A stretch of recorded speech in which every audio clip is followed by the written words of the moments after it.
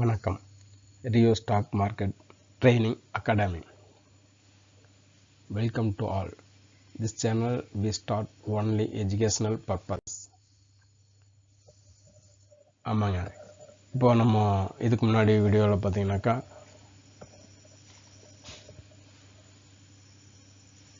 ஷேர்னா என்னென்னு பார்த்துருந்தோம்.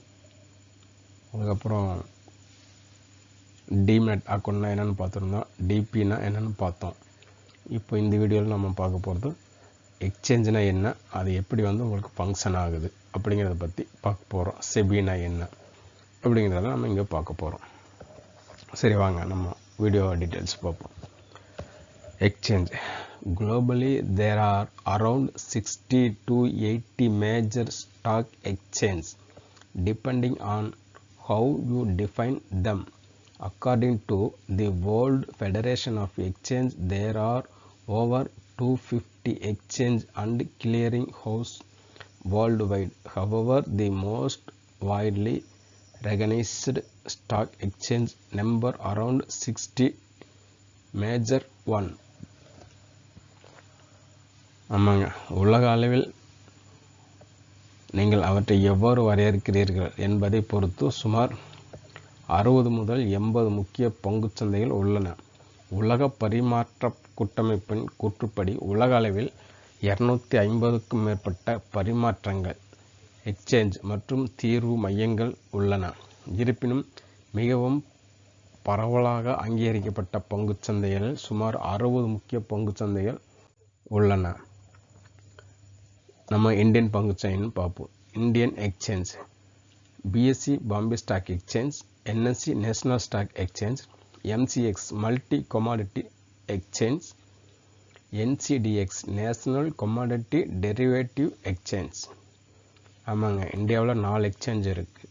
நிறைய எக்ஸ்சேஞ்ச் இருக்குது, பட்டு பிஸ்னஸ் நடக்குதுன்னு பார்த்தீங்கன்னா 4 எக்ஸ்சேஞ்ச் முக்கியமாக சொல்லலாம். இன்னும் நிறைய இருக்குது. பாம்பே பங்குச்சந்தை பிஎஸ்சி, என்எஸ்சி தேசிய பங்குச்சந்தை, எம்சிஎக்ஸ் முக்கிய பொருட்கள் பங்குச்சந்தை, அதாவது கமாடிட்டி, இந்த கோல்டு, சில்வர், காப்பர், குருடாயில் இதெல்லாம் ட்ரேட் ஆகும் எம்சிஎக்ஸில், கமாடிட்டி எக்ஸ்சேஞ்ச்.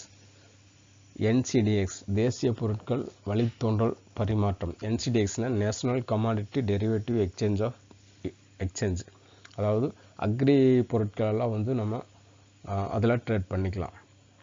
அது ஒர்க்கிங் டைம்ஸ்னு பார்த்தீங்கன்னாக்கா morning to evening 5 o'clock first close பண்ணிட்டு இருந்தாங்க. அதில் நீங்கள் அக்ரி சம்மந்தமான டர்மரிக், அந்த ஷீடு, இந்த மாதிரி எல்லாம் அக்ரி சம்மந்தமான எல்லாமே அதில் நீங்கள் ட்ரேட் பண்ணிக்கலாம். So okay, Bombay stock exchange எப்போ founded? Bombay stock exchange BSE founded 1875, oldest in Asia, one of the world listing 5640 companies. Sensex top 30 firm. அதாவது ஃபஸ்ட்டு 30 முக்கிய பங்குகள் வச்சு அந்த சென்செக்ஸுங்கிற இண்டெக்ஸ் டிசைட் பண்ணியிருக்காங்க. மும்பை பங்குச்சந்தை பிஎஸ்சி நிறுவப்பட்டது 1875. ஆசியாவின் உலகின் பழமையான நிறுவனங்களில் ஒன்று பட்டியல். 5640 நிறுவனங்கள் சென்செக்ஸ் சிறந்த 30 நிறுவனங்களை கொண்டு இண்டெக்ஸ் இருக்குது. 5640 ஸ்டாக் லிஸ்ட் ஆகிருக்கு. NSE national stock exchange founded 1992, trading begin 1994, listing 2671 companies. Key index Nifty 50, top 50 liquidity stock. தேசிய பங்குச்சந்தை என்எஸ்சி ஸ்தாபிக்கப்பட்டது 1992, வர்த்தகம் 1994 தொடங்கியது. பட்டியல்கள் 2671 நிறுவனங்கள். முக்கிய குறியீடு நிஃப்டி 50. முதல் 50 இம்பார்ட்டன்ட் பங்குகள். அதர் நெட்வொர்த் இந்தியன் எக்ஸ்சேஞ்ச், ஆமாங்க, Calcutta stock exchange since 1980, no trading activity. Metropolitan Indian Stock Exchange MSCI or MSEI 2008, Multi Commodity Exchange 2003, National Commodity Derivative Exchange NCDX 2003, Agriculture Commodity only.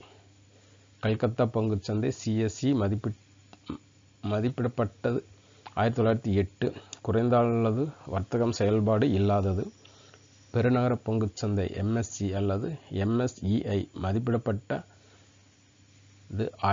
2008, பல பொருட்கள் சந்தை MCX மதிப்பிடப்பட்ட 2003, MCX தேசிய பொருட்கள் மற்றும் வழித்தோன்றல் சந்தை NCDX மதிப்பிடப்பட்ட 2003, விவசாய பொருட்கள். ஆமாங்க, ஃபஸ்ட்டு எல்லாம் சின்ன சின்ன சிட்டியில் கூட இருந்துச்சு.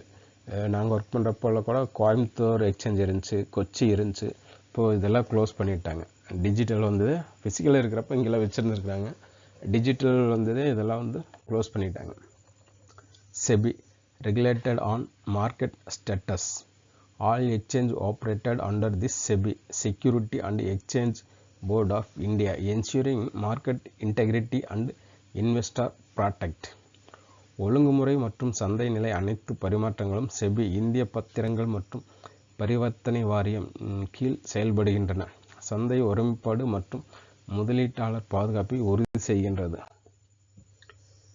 Event 1988, SEBI was set up as a non-statutory board by the Government of India to regulate the security market.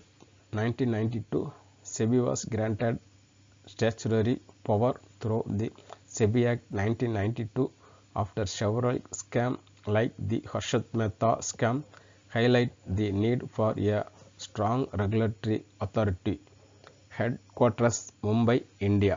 SEBI Act as the regulator of the Indian security market. It is goal including protect investor interest, promotion fair trading practice, regulating stock exchange, broker, multi-fund extra, preventing inside trading and fraud. ஆண்டு நிகழ்வு 1988 SEBI இந்திய அரசாங்கத்தால் பத்திரச் சந்தையை ஒழுங்குபடுத்துவதற்காக ஒரு சட்டப்பூர்வமற்ற அமைப்பாக அமைக்கப்பட்டது.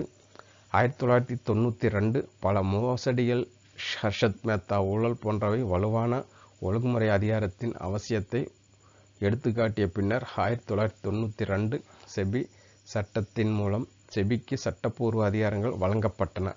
தலைமையகம் Mumbai, India. இந்திய பத்திரச்சந்தையின் ஒழுங்குமுறை அமைப்பாக செபி செயல்படுகிறது. அதன் குறிக்கோள்கள் பின்வருமாறு: முதலீட்டாளர் நலன்களை பாதுகாத்தல், நியாயமான வர்த்தக நடைமுறைகளை ஊக்குவித்தல், பங்குச்சந்தையில் தரகர்கள், பரஸ்பர நிதிகள் போன்றவற்றை ஒழுங்குபடுத்துதல், உள்ள வர்த்தக மற்றும் மோசடியை தடுத்தல்.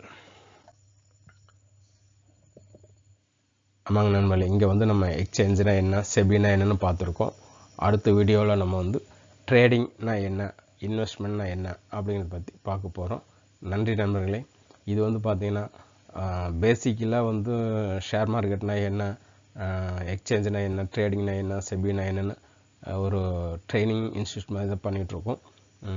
நிறையா தெரிஞ்சவங்க இதை சப்போர்ட் பண்ணுங்கள், விருப்பம் இருந்தால். இல்லைனாக்கா புதுசாக கற்றுக்கிறவங்க ஃபாலோ பண்ணுங்கள், சப்ஸ்கிரைப் பண்ணுங்கள், உங்கள் நண்பர்களுக்கு ஷேர் பண்ணுங்கள். அதே மாதிரி கல்லூரி ஸ்டூடெண்ட் இவங்க எல்லாமே கூட இதை நீங்கள் ஃபாலோ பண்ணலாம். ஏன்னா அவங்களுக்கெல்லாம் சப்ஜெக்டை கூட வரலாம். நன்றி.